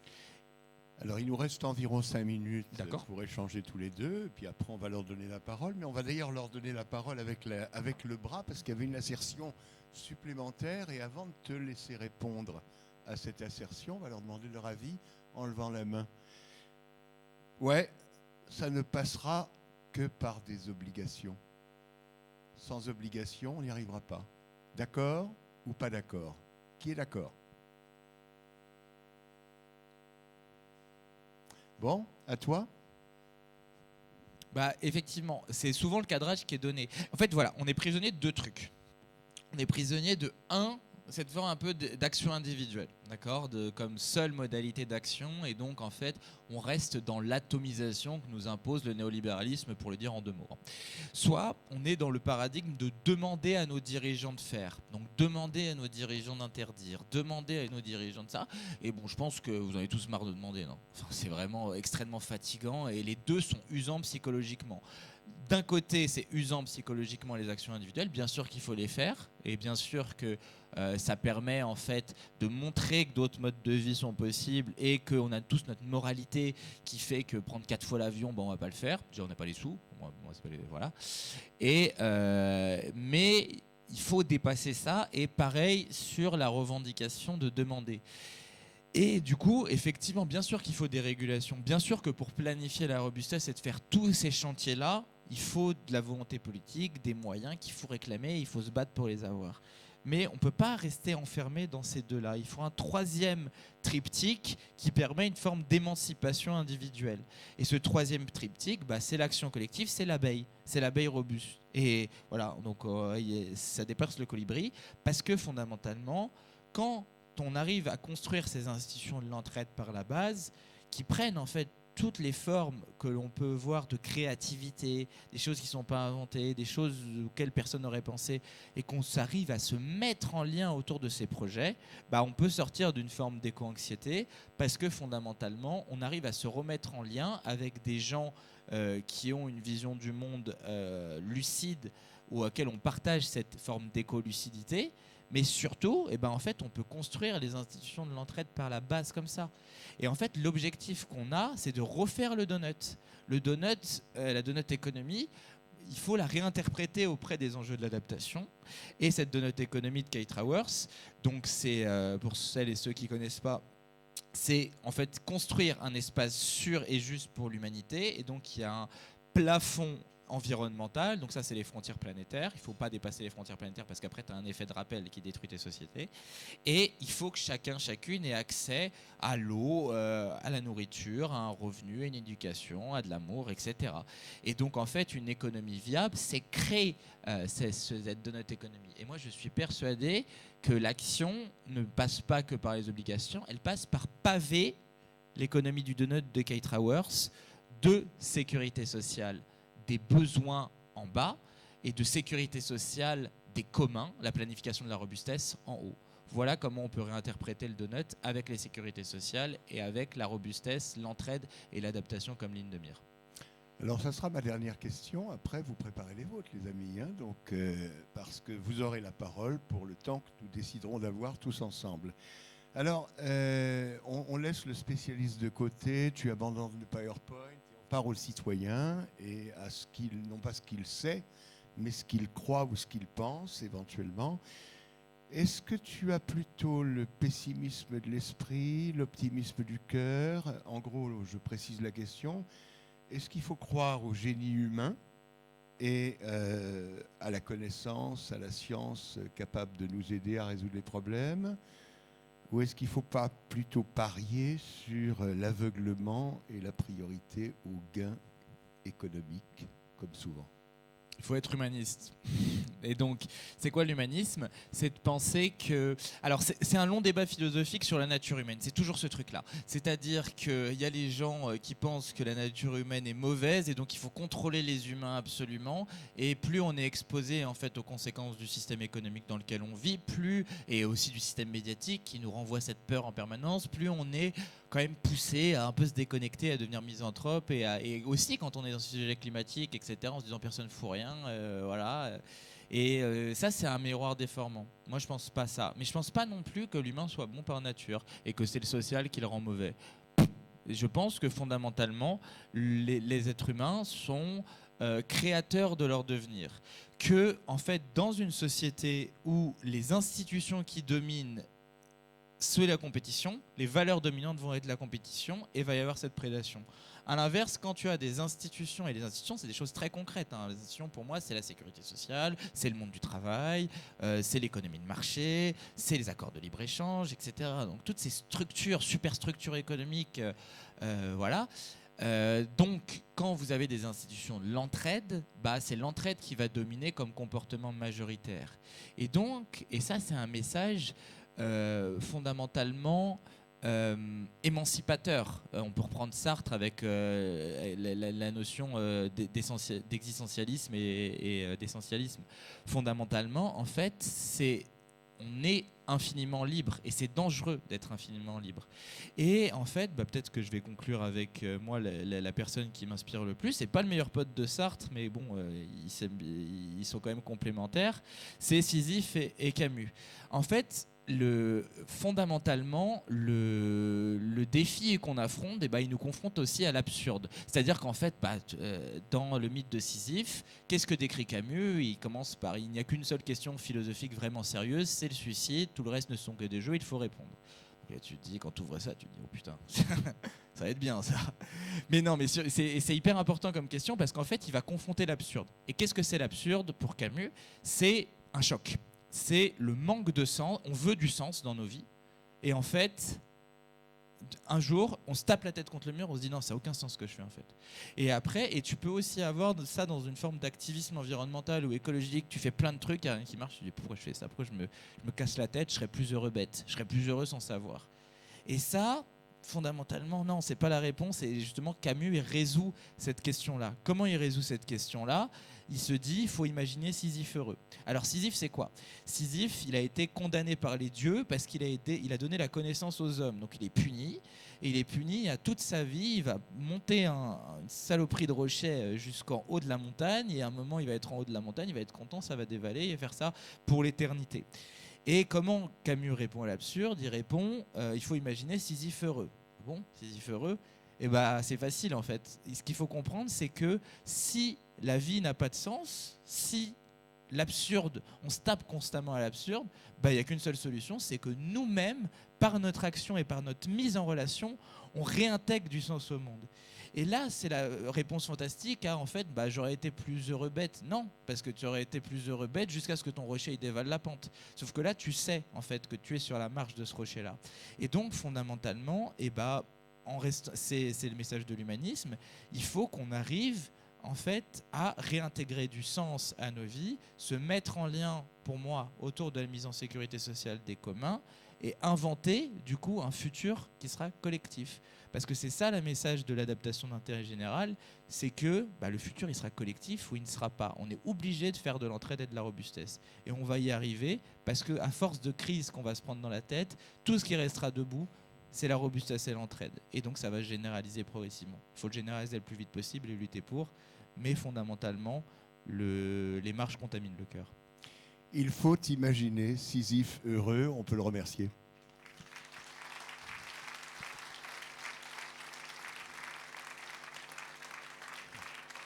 Alors, la parole est à vous. On va faire circuler un micro. Comme d'habitude, des interventions relativement courtes pour qu'il y ait des réponses, pour que la parole circule. Et puis, oui. Et puis, des réponses aussi relativement courtes, de façon à ce qu'on ait un maximum de personnes qui puissent prendre la parole. Qu'est-ce que je fais? C'est moi qui trimballe le micro ou c'est vous? D'accord. Parfait. Première question. Ah, merci. Tout ce que j'ai entendu là me fait beaucoup penser à un autre Albert, un certain Albert Einstein, dont j'ai retenu qu'il disait on ne résoudra pas un grand problème avec le même schéma de pensée que celui qui nous y a conduits. D'accord? Donc là, il y a tout un ensemble de super pistes extrêmement intéressantes. Mais ma vraie question, c'est comment accélérer les prises de conscience et la propagation de ces changements de pensée nécessaires pour mettre en musique tout ce que vous avez parfaitement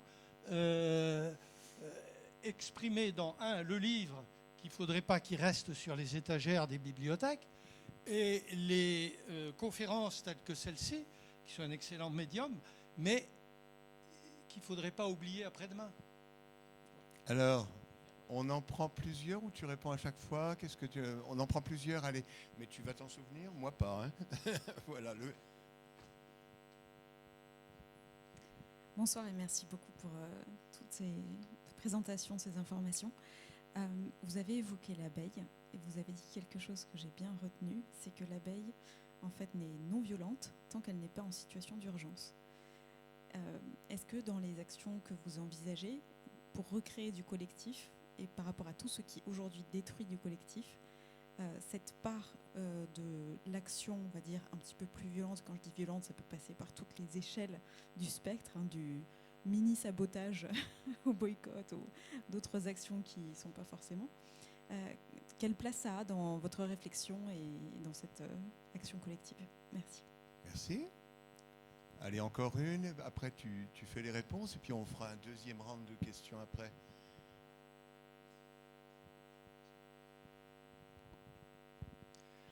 Oui, alors, on a vendu à la population des politiques, des scientifiques et des conférenciers. Depuis des dizaines d'années, ont vendu à la population le sujet de l'atténuation, avec le succès qu'on connaît. Hein, la transition écologique et énergétique n'a pas commencé. L'AIE, l'Agence internationale de l'énergie, l'a dit encore récemment, sur 2024, on bat des records sur tous les vecteurs énergétiques et sur les émissions de gaz à effet de serre. Donc l'atténuation est un récit qu'on nous a vendu pendant des décennies. Là arrive l'adaptation, et j'ai le sentiment que c'est le nouveau récit, faute d'avoir réussi l'atténuation, qu'on est en train de vendre à la population. Moyennant quoi on gagne du temps, finalement j'ai l'impression qu'on perd du temps plutôt sur les actions à mettre en œuvre. Par ailleurs, je rejoins ce que disait le monsieur, en fait, vous êtes dans une lignée d'éveilleurs, hein, des consciences, vous n'êtes pas le premier, vous n'êtes pas le dernier, tous vous êtes très brillants et vraiment je vous félicite de faire ça. Néanmoins, on voit que les effets sont pas là dans le niveau de prise de conscience. Donc je me dis à un moment donné, quand on a le niveau de conscience que vous avez et qu'on a pour beaucoup dans cette salle, si on doit être un peu sérieux et responsable, et là je vais être un peu provocateur, est-ce qu'on ne doit pas, entre guillemets, commencer à saboter des pipelines comme le disait Andreas Malm, ou alors désarmer la machine thermo-industrielle, dit autrement. Qu'en pensez-vous? Alors, à quand le grand soir? Justement, c'est pas la bonne réponse, le grand soir. Parce que le grand soir, c'est miné. Justement, moi, je vais vous répondre avec un anniversaire.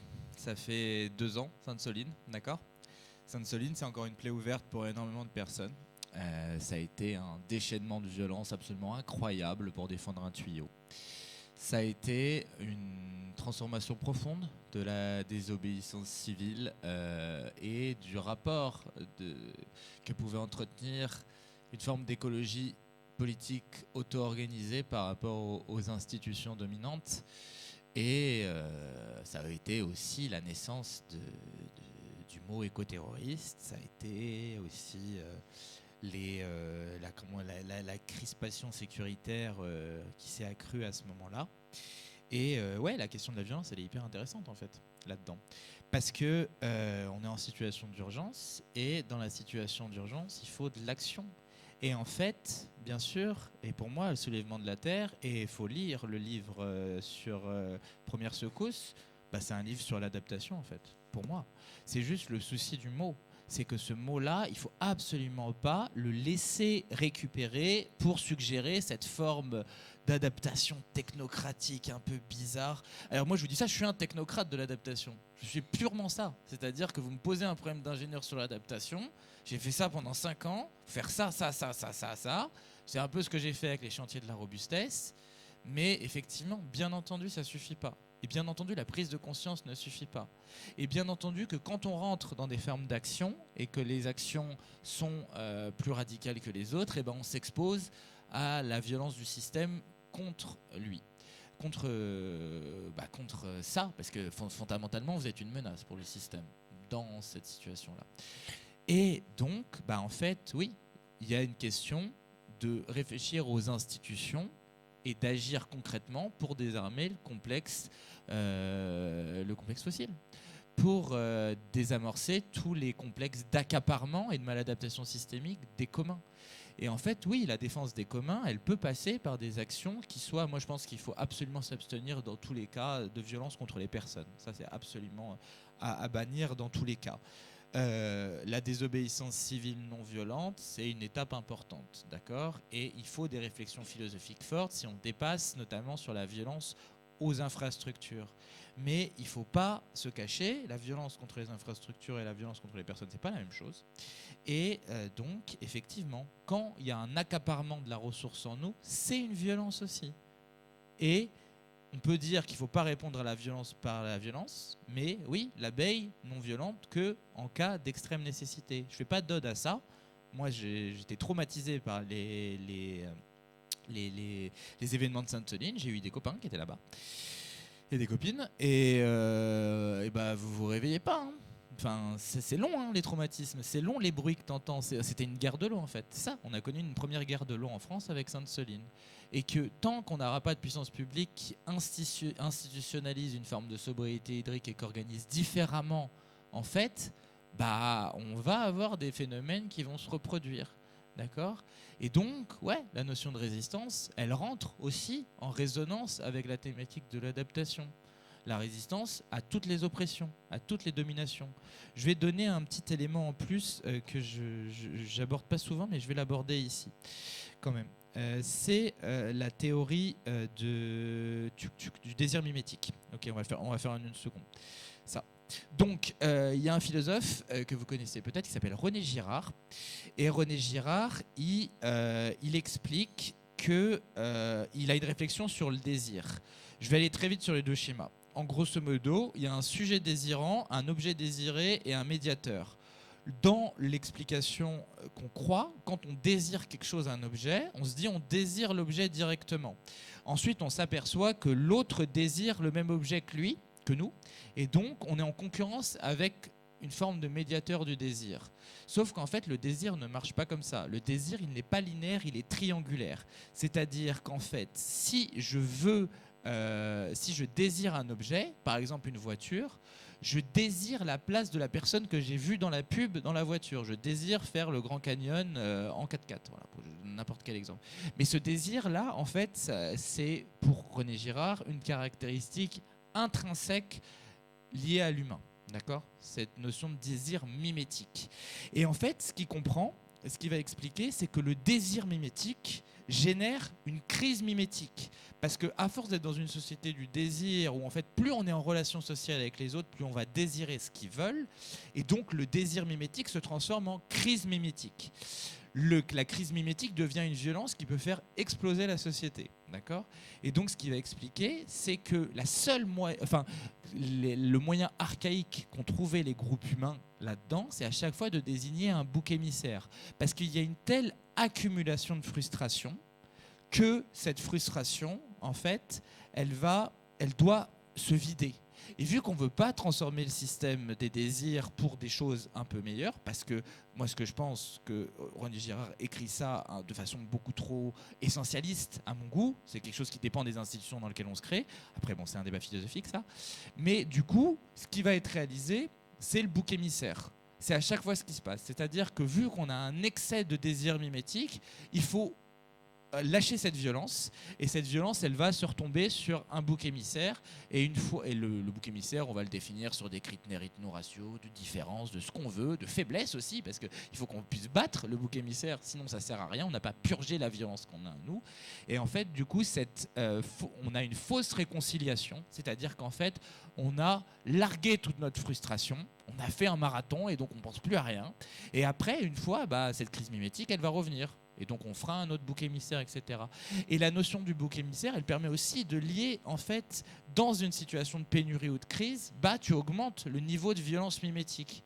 Si tu augmentes le niveau de violence mimétique, tu augmentes la probabilité qu'on va essayer de décharger cette violence mimétique sur un bouc émissaire. Et puis je vous fais pas un dessin de ce qui se passe en France actuellement. C'est exactement ça. C'est que fondamentalement, on cherche une porte de sortie pour garder le système en tribalisant. C'est ça, il y a une tribalisation en cours. Cette tribalisation en cours, elle prend le prétexte du racisme pour diviser et pour, du coup, avoir cette décharge de violence qu'on va y mettre. Et il y a des organisateurs. Et donc, le sujet de l'adaptation, c'est aussi un sujet de résistance en général à toutes les dominations, la domination masculine, le racisme en tant que tel, les dominations de classe. Et l'idée n'est pas le grand soir. L'idée est d'organiser par la base des institutions qui vont rester debout à la suite de crises qu'on va prendre. C'est ça qu'il faut faire, de mon point de vue. Et c'est quelque chose qui est beaucoup moins vague, je pense, à mon sens. Peut-être un peu magique, mais il y a la lutte pour faire advenir ce futur désirable. Mais on est obligé et on ne peut pas rester dans simplement une position passive par rapport à toutes les informations anxiogènes qu'on prend et qui nous frustrent et on finit par s'en déconnecter. Si on construit par la base, on arrive quand même à être beaucoup plus empouvoiré par nos rapports sociaux et par nos vies. Voilà, c'est ça la réponse que moi j'aurais par rapport à ces questions. J'adore le empouvoiré, c'est la première fois que je l'entends. Empower en anglais, mais il n'y a pas de mot. Empowerment, mais c'est vrai qu'on n'a pas vraiment de mots en français pour ça. Question, réflexion, oui, une là-bas. Une deuxième ici, donc je ne sais pas où sont les micros. Ah, une là. Voilà, moi vous avez parlé d'entraide, vous avez parlé de réflexion sur les besoins. Alors vous l'avez évoqué le terme juste tout à l'heure dans la dernière réponse, c'est le terme de sobriété. Moi j'avais envie de vous entendre un peu plus sur la question de la sobriété. Parce que dans une société où on nous vend pour 2 télé-achetés, la 3e est offerte, je ne suis pas sûr qu'aujourd'hui cette culture de l'entraide et du partage et de la réflexion sur de véritables besoins, elle soit finalement si présente. Voilà. Donc, je voulais vous entendre un peu plus sur la question de la sobriété. Alors, sobriété, on en prend 3. Hein. Une là-bas, je crois que c'était vraiment la première main qui s'est levée.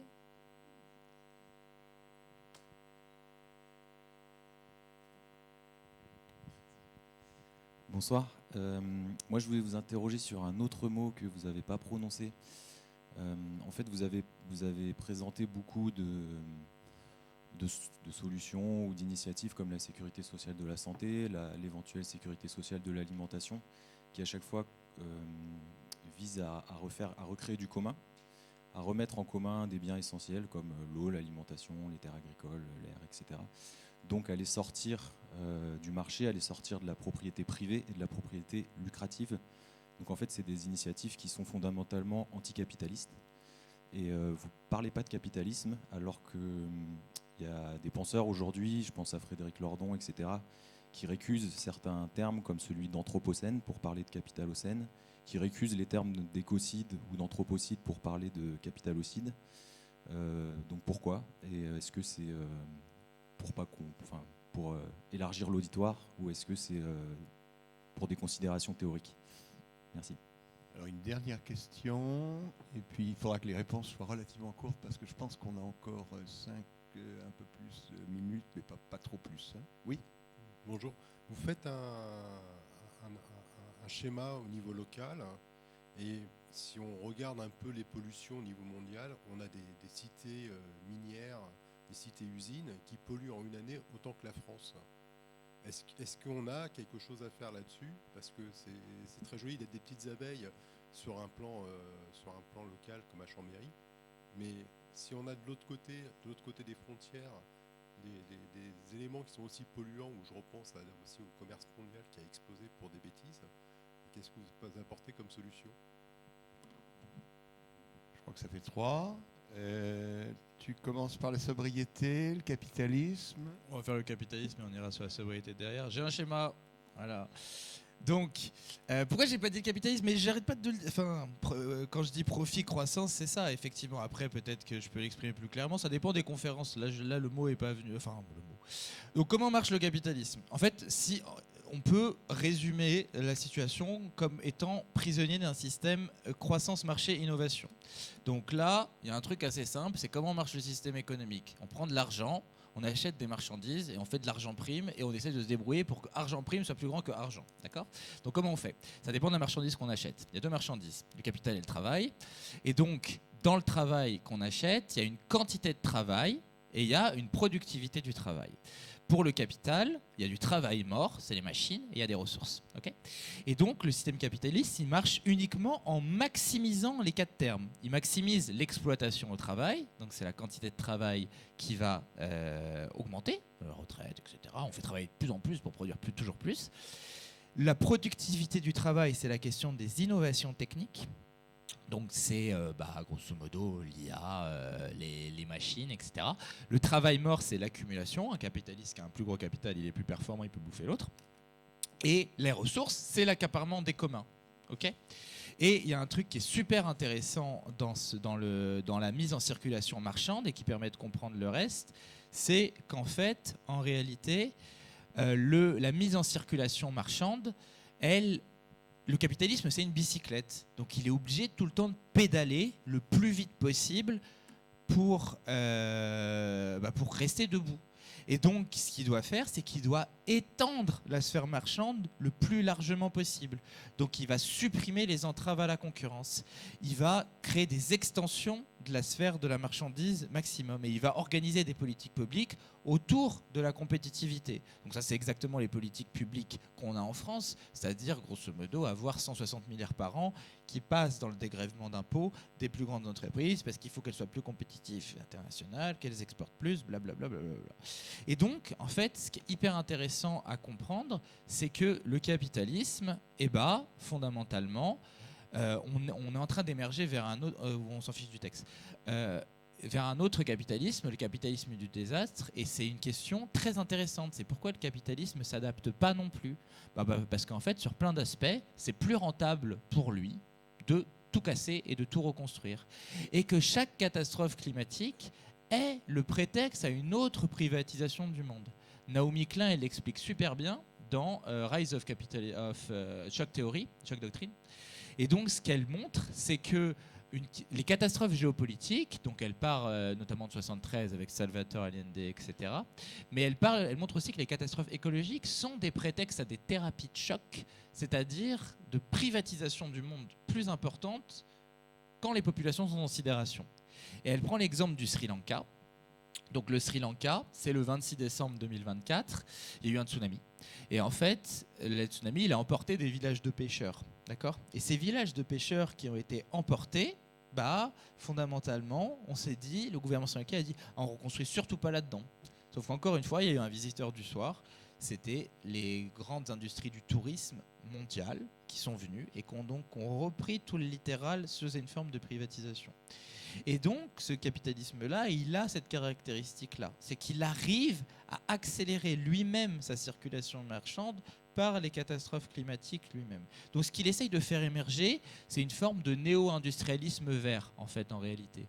Ce qu'il essaye de faire émerger, c'est un peu ce qu'il y a avec la réindustrialisation, et donc, en fait, se dire que le décarboné va devenir plus rentable que le carboné, et donc, je vais donner des dégrèvements fiscaux pour que ça soit la nouvelle économie marchande, etc., etc. Et donc, en fait, le problème de ça, c'est que ça renforce les effets de la polycrise. Parce que, par exemple, toute notre politique de réindustrialisation en France, elle est hyper axée à 20 milliards d'argent public sur le numérique. Sauf qu'en fait, tout ce qu'on en regarde, c'est des productions qui vont être hyper contraintes par la question du stress hydrique en tant que tel. Et donc, en fait, la sobriété, c'est l'enjeu de réduire son risque au niveau de tout le monde. Parce que le gros souci de ce système-là, c'est qu'il embarque la reproduction de tous nos besoins vitaux dans une sphère marchande. Et moi, je ne vois pas d'autre solution que de construire progressivement et s'appuyer sur les déjà là anticapitalistes, pour moi la sécurité sociale en est déjà un, et les étendre progressivement en prenant des champs et en étant sur de l'auto-organisation par la base. Et de ne pas être dans cette forme, moi je trouve qu'il existe aussi un peu de fantasme du pouvoir d'État. Quand on aura pris le pouvoir d'État, on sera bon et on pourra traiter tous ces éléments-là. Alors Iliane, on n'aura pas le temps de parler d'une ville parmi les plus polluées du monde qui s'appelle Norilsk et qui était dans un état non capitaliste. En revanche, si tu es sobre en mots, tu peux parler un tout petit peu de la sobriété et après, on se retrouve autour de ton livre. Bah justement, la sobriété, c'est un des enjeux de l'adaptation aussi, parce qu'on ne pourra pas faire il faut qu'on réindustrialise, il faut qu'on récupère des capacités de production pour en fait limiter notre dépendance à l'intégralité de chaînes de valeur hyper complexes et hyper efficaces. Et du coup, il faut réindustrialiser dans un objectif de sobriété. Donc toutes les initiatives low-tech, etc., ça va aussi dans cette considération de mise en sécurité sociale des communs et des besoins. Et je pense qu'on peut la construire à la base, cette mise en sécurité sociale des communs et des besoins, en s'appuyant sur les déjà là robustes, sur les déjà là de l'entraide, sur toutes les pensées alternatives et surtout la construction concrète des alternatives. Et après, le champ politique va évoluer, sera ce qu'il a, et puis il doit amener aussi un certain nombre de champs de lutte. Voilà. Alors ne soyez pas sobre dans vos applaudissements, parce que je crois qu'on peut le remercier. Et je rappelle que, alors, je dis pas ça tout le temps, hein, mais réellement, c'est un livre intéressant, agréable à lire, qui est un manuel pour s'enthousiasmer dans l'action personnelle, collective, politique, etc. Il coûte 14,50 € et il est là-bas, vendu par la librairie Garin, et il est dédicacé ici. Donc, soyez nombreux. On va scotcher à mon siège, je ne peux pas bouger.